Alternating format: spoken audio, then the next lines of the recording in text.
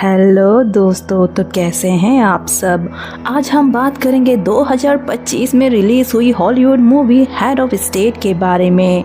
Movie के lead character में है प्रियंका चोपड़ा, जॉन सीना और इद्रिस एल्बा। तो चलिए बिना देर किए वीडियो स्टार्ट करते हैं। मूवी के शुरुआत में हमें स्पेन के टोमेटो फेस्टिवल को दिखाया जाता है, जहाँ काफी भीड़ है। यहाँ हम देखते हैं कि प्रियंका चोपड़ा एक रिपोर्टर है और इस फेस्टिवल को कवर कर रही है, लेकिन थोड़ी देर में हमें ये पता चलता है कि असल में प्रियंका चोपड़ा एक खुफिया एजेंट हैं। दरअसल एक बहुत ही खतरनाक इंटरनेशनल टेररिस्ट जिसका नाम विक्टर होता है, उसे पकड़ने के लिए अमेरिका के खुफिया एजेंट MI6 और यूनाइटेड किंगडम के CIA के एजेंट का एक टीम बनाया गया है। यानी कि MI6 और CIA के एजेंट विक्टर को पकड़ने के लिए एक जॉइंट ऑपरेशन पर हैं और इस ऑपरेशन को लीड कर रही है अपना प्रियंका चोपड़ा। प्रियंका चोपड़ा फेस्टिवल को कवर कर ही रही थी कि तभी उसे एक एजेंट का कॉल आता है और बताता है कि विक्टर को यहाँ देखा गया है। फिर प्रियंका उसे पकड़ने के लिए उसकी तरफ जाने लगती है। थोड़ी देर बाद प्रियंका को अपनी टीम वालों से पता लगता है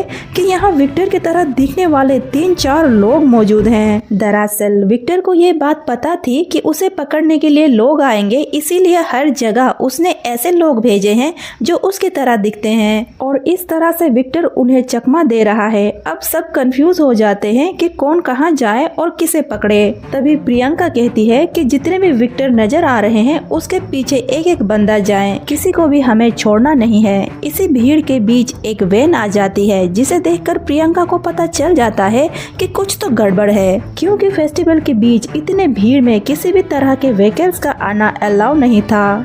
तभी वो वैन इनके वैन के ठीक बगल में आके रुकती है और अंदर से 2 लोग बाहर आते हैं, जिसका नाम है आर्थर और ओल्गा। आर्थर और ओल्गा वैन के दरवाजे खोलते हैं, जिसके अंदर MI6 के एजेंट हैं जो CCTV के थ्रू बाहर के गतिविधियों पर ध्यान रख रहे थे। अब ये दोनों इन सभी एजेंट्स पर अंधाधुंध गोलियां चलाने लगते हैं और सबको मार देते हैं और MI6 के सारे डेटा को कॉपी कर लेते हैं। प्रियंका यहाँ इन्हें रोकने आती है, लेकिन ये लोग प्रियंका को भी गोली मार देते हैं और MI6 के वैन को ब्लास्ट कर देते हैं। उसके बाद आर्थर और ओल्गा अपनी वैन लेकर यहाँ से निकल जाते हैं। उसके बाद हम देखते हैं इद्रिस एल्बा को, जो इंग्लैंड के प्राइम मिनिस्टर हैं। जैसे ही वो टीवी ऑन करता है, न्यूज पर उसे नजर आता है जॉन सीना को। यहाँ हमें पता चलता है जॉन सीना पहले एक एक्टर हुआ करता था, फिल्मों में वो एक एक्शन हीरो हुआ करता था, लेकिन अब वो प्रेसिडेंट बन चुका है और देश भर में उसका काफी ज्यादा फैन फॉलोइंग है। जॉन सीना को देखकर इद्रिस एल्बा को याद आता है कि बहुत जल्द इन दोनों की मीटिंग होने वाली है। ये दोनों देश मिलकर बहुत सारे चीजों पर बातें करने वाले हैं। यहाँ इद्रिस को पता चलता है कि स्पेन में जो MI6 के एजेंट गए हुए थे वो सारे के सारे मारे जा चुके हैं। जानकर इद्रिस को बहुत अफसोस होता है। उधर दूसरी तरफ जॉन सीना बहुत खुश होता है, क्योंकि वो अभी अभी यूनाइटेड स्टेट के प्रेसिडेंट बना है। उसका एक बीवी और एक बच्चा भी है। थोड़ी ही देर में जॉन और इद्रिस की मुलाकात होती है। ये दोनों एक दूसरे से काफी अलग हैं। जॉन काफी फनी है तो वहीं इद्रिस हमेशा सीरियस रहता है और ये दोनों एक दूसरे को बिल्कुल पसंद नहीं करते। अब ये दोनों एक साथ प्रेस कॉन्फ्रेंस में जाएंगे। कॉन्फ्रेंस में जाने से पहले ये दोनों बातें करते हैं कि सबसे बड़ी मुद्दा है स्पेन का। स्पेन में जो कुछ भी हुआ है उसके ऊपर हमें बात नहीं करनी है और बाकी चीजों को बातों ही बात में घुमा देना है। उसके बाद ये दोनों स्टेज पर जाते हैं। काफी सारे मीडिया यहाँ आए हुए हैं। कुछ लोग यहाँ जॉन सिन्हा को उसके फिल्मों के बारे में पूछता है, तो कुछ लोग यहाँ इद्रिस एल्बा से सवाल पूछने लगते हैं। जॉन सिन्हा यहाँ अपने फनी अंदाज में जवाब देकर प्रेस वालों को हंसाने लगते हैं, लेकिन तभी एक रिपोर्टर स्पेन के बारे में पूछता है। इद्रिस कहता है कि मिशन फेल हो गया, लेकिन जॉन उन्हें कट करते हुए बोलता है कि मिशन फेल नहीं हुआ है, हमारे लोग अभी भी लगे हुए हैं, जिन्होंने भी वहाँ गोलियां चलाई, हम बहुत जल्द उन्हें पकड़ लेंगे। इस बात पर इन दोनों की बहस हो जाती है। प्रेस कॉन्फ्रेंस खत्म होने के बाद ये दोनों एक कमरे में आते हैं, लेकिन तब भी इन दोनों की बहस जारी था। लेकिन तभी इन दोनों के असिस्टेंट इन्हें समझाते हैं कि आप दोनों बच्चों की तरह ना लड़े, नहीं तो देश की छवि खराब हो सकता है। अमेरिकी एयरफोर्स विमान आया हुआ है, दोनों उसमें जाकर बैठ जाइए, मीडिया के सामने तस्वीरें खिंचाइए, नहीं तो मीडिया वाले हर जगह इस बारे में लिखेंगे कि आप दोनों के बीच में कुछ अनबन हो रही है। ये दोनों इस बात के लिए मान जाते हैं और फोटो खिंचवा कर अमेरिकन एयरफोर्स विमान में बैठ जाते हैं। उधर दूसरी तरफ हम विक्टर को देखते हैं जो अभी बहुत गुस्से में है। वो अपना स्नाइपर को डांटता है कि तुमने उसे क्यों नहीं मारा। दरअसल विक्टर को पता चल चुका है कि MI6 के एजेंट प्रियंका चोपड़ा अभी भी जिंदा है। वो अपने स्नाइपर को मारने लगता है, उसके बाद केटली में पड़ा उबलता हुआ गर्म पानी उसके मुंह में डाल देता है। ये सब देखकर आर्थर बहुत ज्यादा डर जाता है। आर्थर पेशे से एक हैकर है और इसी ने MI6 के पूरे डेटा को लेकर विक्टर को दिया है जैसे उसे बताया गया था। उधर दूसरी तरफ हम इड्रिस और जॉन को देखते हैं जो अभी अमेरिकन एयरफोर्स में बैठे हुए हैं। यहाँ ये दोनों बातें करने लगते हैं। जॉन अपनी तारीफ करते हुए कहने लगता है कि मैंने एक से बढ़कर एक कमाल की फिल्में किया है, पूरे अमेरिका में मेरे फैंस हैं, अब वो लोग खुश है कि मैं देश चला रहा हूँ। और इड्रिस को कहता है कि आखिर तुमने किया ही क्या है। इड्रिस भी बोलने लग जाता है, मैं यहाँ तक अपने मेहनत से पहुँचा हूँ, मैंने दो जॉब करके यूनिवर्सिटी की पढ़ाई कंप्लीट की है, तुम्हारी तरह कच्चे बनियान की ऐड करके लोगों को बेवकूफ नहीं बनाया है। इसी बात को लेके इन दोनों में फिर से बहस हो जाती है। उधर दूसरी तरफ हम इसी विमान में एक सेफ को देखते हैं जो विक्टर का आदमी है। वो एक एक करके सारे सिक्योरिटी वालों को मार रहा है। उसके बाद वो इस विमान का लोकेशन अपने साथियों को भेज देता है। लोकेशन पाते ही विक्टर के लोग इस विमान पर हर तरफ से हमला करना शुरू कर देते हैं और यहाँ विमान पर रेड अलर्ट हो जाता है। लेकिन ये विमान यानी कि एयरफोर्स 1 कोई मामूली प्लेन नहीं, इसे डिस्ट्रॉय करना इतना भी आसान नहीं है। अब ये सेफ प्लेन के बहुत सी पैराशूट पर आग लगा देते हैं ताकि कोई भी सेफली नीचे ना उतर पाए। उसके बाद वो खुद एक पैराशूट लेकर नीचे कूद जाते हैं। बाकी दूसरे प्लेन से ये लोग हर जगह से हमला कर रहे हैं। अब धीरे धीरे प्लेन के हर इंजन फेल होने लगते हैं। जब दोनों इंजन फेल हो जाते हैं, अंदर वालों को एहसास होता है कि अब प्लेन बहुत जल्द क्रैश होने वाला है। सारे प्लेन में अफरा तफरी मचने लगती है। सब लोग भागकर पैराशूट लेने जाते हैं, लेकिन पैराशूट सारे के सारे जल चुके हैं। लेकिन 2 पैराशूट अभी भी सही सलामत है जिन तक अब तक आग नहीं पहुंची। सिक्योरिटी वाले वो 2 पैराशूट इड्रिस और जॉन को देते हुए कहते हैं कि हम लोग अभी बेलारूस के ऊपर है, आप दोनों बेलारूस के जंगल में जाओ। फिर वे लोग एक बंकर का एड्रेस देते हुए कहते हैं कि इस बंकर में आपको एक लड़का मिलेगा, वो लड़का आप लोगों को प्रोटेक्ट करेगा। फिर ये दोनों नीचे कूद जाते हैं और ये प्लेन जलते हुए बहुत तेजी से नीचे जमीन पर आ गिरता है। अब हर जगह टीवी चैनल पर एक ही न्यूज चल रही है कि द एयरफोर्स 1 प्लेन क्रैश हो चुका है।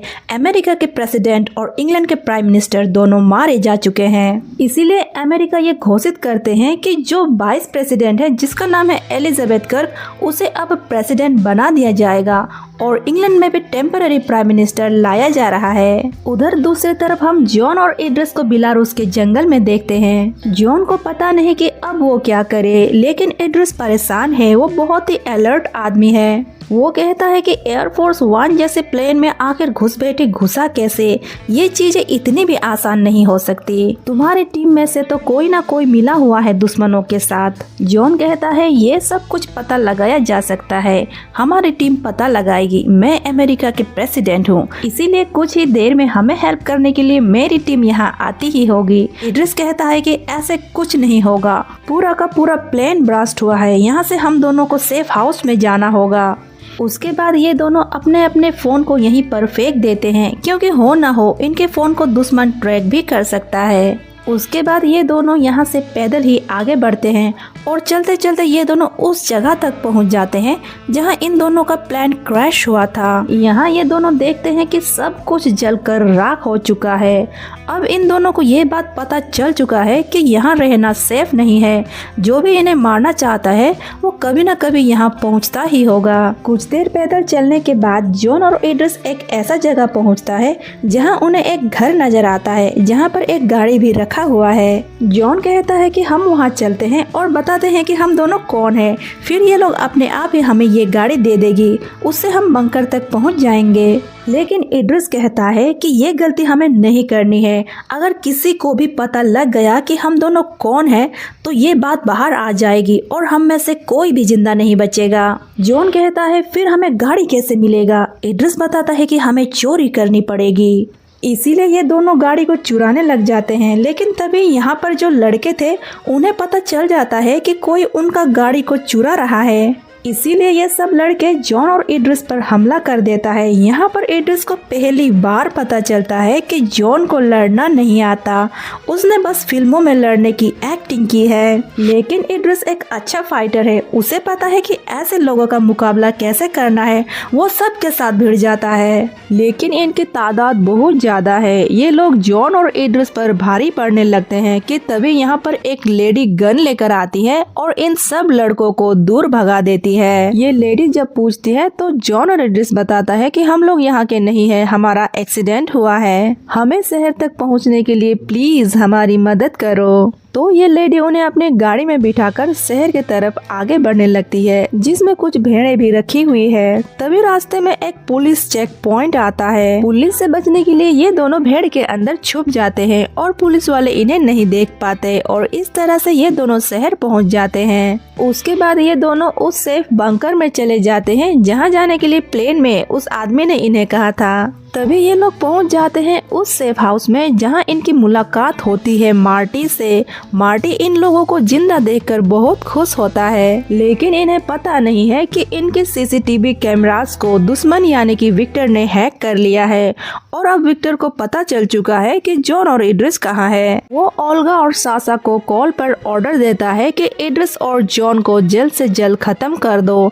इधर मार्टी जॉन और इड्रिस को बताता है कि नेटो के सिस्टम को किसी ने हैक कर लिया है और उसके असेंबली पर भी धमाका हुआ है, इसीलिए अभी नेटो किसी कंट्री यानी कि देश पर हमला भी नहीं कर सकता। फ्रेंड्स, जब मैं ये मूवी देख रही थी ना तो मुझे नाटो का मतलब पता नहीं था, क्योंकि मैं थोड़ा जीके में वीक हूँ और मूवी में बार बार नाटो शब्द का इस्तेमाल हो रहा था। गूगल में सर्च करने पर मुझे इसका मतलब पता चला। तो मेरे ही तरह जो भी यहाँ पर फ्रेंड्स हैं, मैं उन्हें बता दूं, नाटो बहुत सारे देशों का एक टीम है। अगर उनमें से किसी एक देश पर हमला हो जाए तो बाकी सब देश मिलकर उनकी रक्षा करते हैं। जॉन कहता है कि जल्दी से हमें नाटो को इन्फॉर्म करना होगा कि हम जिंदा हैं। इड्रिस कहता है कि नहीं, ऐसा हम नहीं कर सकते, क्योंकि अगर किसी को ये पता चल गया कि हम जिंदा हैं तो वो हमें मारने के लिए यहाँ पर भी आ सकते हैं। तभी ये लोग सीसीटीवी पर देखते हैं कि ओल्गा और सासा अपनी टीम के साथ यहाँ आ चुके हैं।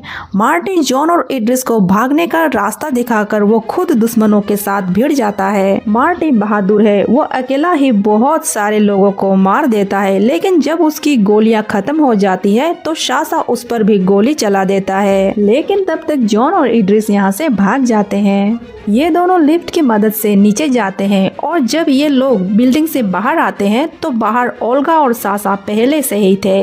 वो लोग इन दोनों को पकड़ लेते हैं, लेकिन तभी एंट्री होती है प्रियंका चोपड़ा की। वो एक एक करके सबको मारने लगती है और किसी तरह से इन दोनों को यहाँ से बचा कर ले जाती है। और हमें यहाँ पर पता चलता है कि प्रियंका को जब गोली लगी थी उस वक्त उसने बुलेट प्रूफ जैकेट पहनी हुई थी, इसीलिए वो बच गई और किसी तरह करके यहाँ तक पहुँची है। ये दोनों पूछते हैं कि विक्टर नाम का आदमी क्यों इन्हें मारना चाहते हैं। तो प्रियंका बताती है कि विक्टर तो एक माफिया में काम करता है, लेकिन उसका बेटा भी था जो साइंटिस्ट था। वो एक जीनियस था, उसने बहुत सारी इन्वेंशन भी किए थे और विक्टर का बेटा एक जगह छिपकर काम करने लगा था। वो कुछ नए चीजों के ऊपर काम कर रहा था और हमें लगा कि वो न्यूक्लियर वेपन बना रहा है, इसीलिए नेटो के सारे देश ने उस जगह पर हमला कर दिया जिस जगह पर उसका बेटा काम कर रहा था, जिसमें उसका बेटा मारा गया। तब से विक्टर पागल हो गया। अब विक्टर की जिंदगी का एक ही मकसद बन गया है कि नेटो में जितने भी देश है उन सब को खत्म करके अपने बेटे का बदला लेना।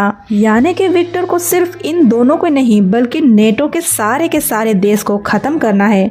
लेकिन इन दोनों को अभी तक ये नहीं पता चला है कि इनकी जानकारी आखिर लीक किसने की। इनके टीम में कोई तो है जो विक्टर के साथ मिला हुआ है, तभी तो वो सेफ प्लेन के अंदर आ पाया। ये दोनों अपने अपने असिस्टेंट के बारे में बात करने लगते हैं। इड्रिस कहता है कि मुझे अपने असिस्टेंट पर पूरा भरोसा है, वो गद्दार नहीं हो सकता। जॉन भी अपने असिस्टेंट के बारे में यही कहता है। तभी प्रियंका कहती है कि अब मैं तुम दोनों को लेकर जाऊंगी नेटो के समिट में, तभी ये मामला सुलझेगा। इसीलिए अब ये तीनों एक ट्रेन पर चढ़ जाते हैं। तभी उन्हें विक्टर देख लेता है, उसके पास हर जगह की सीसीटीवी का एक्सेस है। जब ये लोग ट्रेन में होते हैं तो प्रियंका और इड्रिस की बातों से हमें पता चलता है कि ये दोनों पहले एक दूसरे से प्यार करते थे, लेकिन एक वक्त के बाद ये लोग अलग हो गए। अब ये दोनों काफी टाइम बाद मिले हैं। इड्रिस प्रियंका से कहता है, मैं आज भी तुमसे प्यार करता हूँ। प्रियंका कहती है, अब इन सब बातों का कोई मतलब नहीं, अभी हमें प्रेजेंट सिचुएशन पर ध्यान देना चाहिए। लेकिन तभी इस ट्रेन के अंदर विक्टर का एक खास आदमी आर्थर आता है। अगर आपको याद हो तो इसी ने MI6 के डेटा को चुरा कर विक्टर को दिया था, लेकिन इस वक्त इसे गोली लगी हुई है और ये घायल है। वो बताता है कि तुम लोगों को मारने के लिए यहाँ विक्टर के लोग आ रहे हैं, लेकिन जो कातिल तुम्हें यहाँ मारने आ रहा था मैंने उसे मार दिया है। दरअसल आर्थर को अब विक्टर के मंसूबों के बारे में पता चल चुका है। अब वो नहीं चाहता कि किसी मासूम लोगों की जान जाए। वो आगे कहता है कि तुम दोनों की जान खतरे में है, अगले स्टेशन में विक्टर के लोग तुम्हारा इंतजार कर रही है। मैं तुम दोनों की जान बचाना चाहता हूँ, इसीलिए मैं यहाँ पर आया हूँ। चाहे कुछ भी हो जाए तुम्हें इस ट्रेन से कूदना होगा। कोई अंदर का इंसान है जो तुम्हारे इंफॉर्मेशन को लीक कर रहा है। अगर तुम्हें उसके बारे में पता करना है तो तुम्हें मेरे कैंप बूट तक पहुँचना होगा। वहाँ मेरे लैपटॉप में कुछ ऐसी इंफॉर्मेशन है जिससे कि तुम्हें पता चल जाएगा कि वो गद्दार कौन है। तभी वो इनके हाथ पर एक लोकेशन लिख देता है और मर जाता है।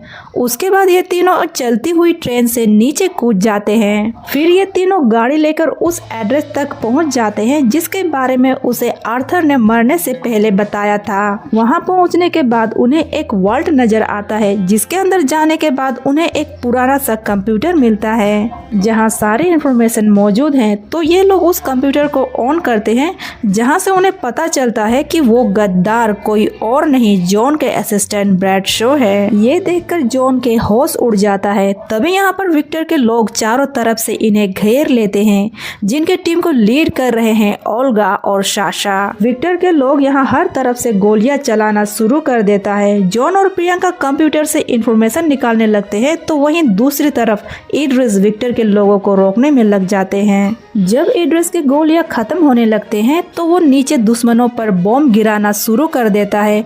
कुछ देर के लिए तो ये लोग रुक जाते हैं, लेकिन तभी यहाँ पर विक्टर हेलीकॉप्टर लेकर पहुंच जाता है और वो हुक लगाकर पूरा का पूरा वर्ल्ड को ही बाहर खींच लेता है और इसी वर्ल्ड के अंदर प्रियंका और जॉन है। अब विक्टर उस वर्ल्ड को ही हेलीकॉप्टर से लटका कर ले जाने लगता है और मिसाइल के जरिए उस फ्लोर को ही उड़ा देता है जिस फ्लोर में इड्रिस है। उसके बाद किसी तरह से जॉन और प्रियंका एक बिल्डिंग के छत पर कूद जाते हैं, लेकिन इन दोनों को बहुत दुख है कि इन दोनों ने इड्रिस को नहीं बचा पाया, शायद वो मारे जा चुके हैं। उसके बाद ये दोनों यहाँ से एक बोट को चुरा कर आगे बढ़ते हैं।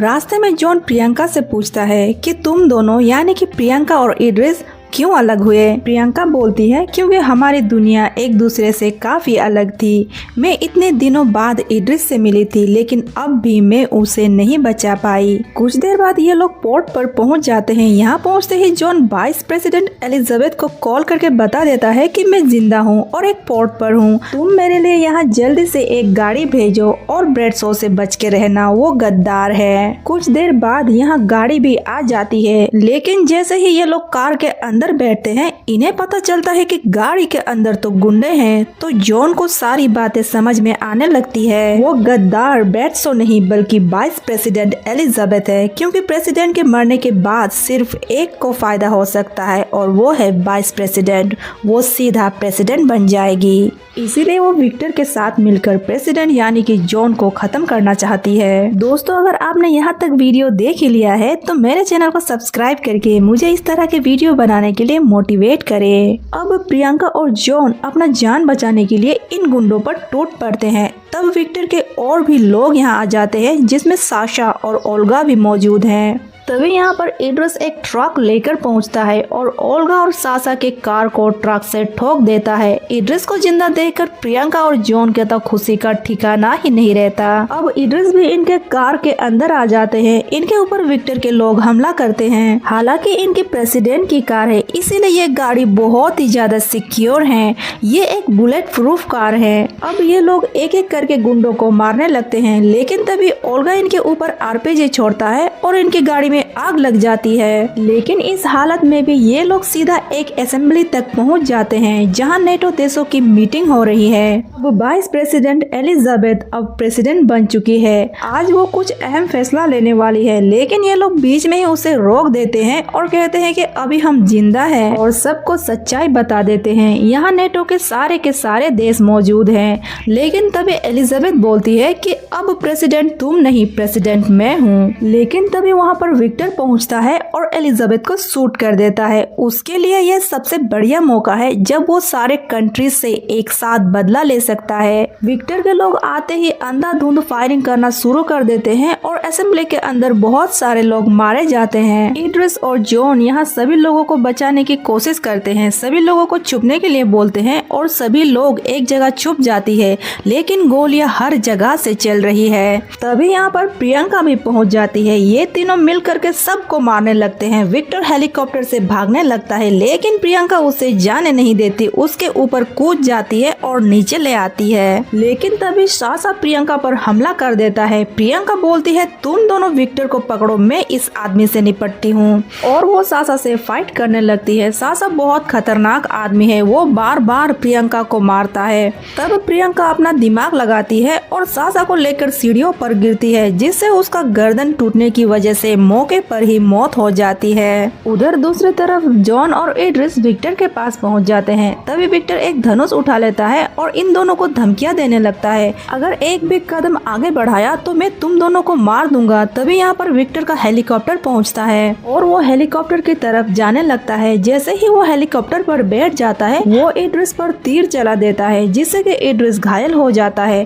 तभी जॉन पास ही के एक मूर्ति को उखाड़ लेता है और हेलीकॉप्टर पर दे मारता है, जिससे कि पूरा का पूरा हेलीकॉप्टर क्रैश हो जाता है और विक्टर के भी वहीं मौत हो जाती है। उसके बाद हम 2 महीने बाद की सीन देखते हैं, जहां जॉन और इड्रिस एक कैफे में बैठकर कॉफी पी रहे हैं और बहुत सारे मुद्दों पर बातें कर रहे हैं। यानी कि अब ये दोनों अच्छे दोस्त बन चुके हैं। जॉन इड्रिस से पूछता है कि आजकल प्रियंका कहाँ है। इड्रिस बताता है वो आजकल किसी सीक्रेट मिशन पर है। तभी हम मार्टी को देखते हैं, वो अभी भी जिंदा है। वो लड़कियों को इम्प्रेस करने के लिए कहता है कि मैंने यूएस के प्रेसिडेंट और यूके की प्राइम मिनिस्टर की जान बचाई है, लेकिन कोई उसकी बात पे यकीन नहीं करती।